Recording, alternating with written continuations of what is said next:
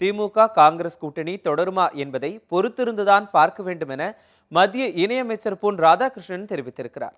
சென்னை தியாகராய நகரில் உள்ள பாஜகவின் தலைமையகமான கமலாலயத்தில் சட்டமன்ற தேர்தலில் போட்டியிட விரும்பும் கட்சியினரிடம் விருப்ப மனுக்கள் 2வது நாளாக இன்றும் பெறப்பட்டு வருகிறது. மத்திய இணையமைச்சர் பொன் ராதாகிருஷ்ணன், தமிழிசை சவுந்தரராஜன் உள்ளிட்ட முக்கிய நிர்வாகிகள் விருப்ப மனுக்களை பெற்றனர். பின்னர் செய்தியாளர்களை சந்தித்து பேசிய பொன் ராதாகிருஷ்ணன், காங்கிரஸ் கட்சி தங்களுடைய மோசமான நிலையை அறிந்துதான் அவசரப்பட்டு திமுகவுடன் கூட்டணி வைத்துள்ளதாக தெரிவித்தார். காங்கிரஸை திமுக தொடர்ந்து கூட்டணியில் வைத்துக் கொள்ளுமா என்பதனை பொறுத்திருந்துதான் பார்க்க வேண்டும் என்ற ராதாகிருஷ்ணன், எந்த கட்சியின் கூட்டணி நிலைப்பாட்டிற்காகவும் பாஜக காத்திருக்கவில்லை என்றும் தெரிவித்தார். இப்போ எந்த கட்சியுமே இன்னும் முடிவெடுக்க போல தெரியல. திராவிட முன்னேற்ற கழகம் காங்கிரஸ் கட்சியும் கூட ஒப்புக்காக சிந்தித்திருக்கிறார்களே ஒழிய இன்னும் அவர்கள் முடிவு செய்யவில்லை.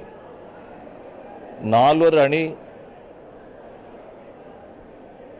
தொடர்ந்து நீடிக்குமா என்பது எல்லோருமே கேட்டுக்கொண்டிருக்கக்கூடிய கேள்விகள்.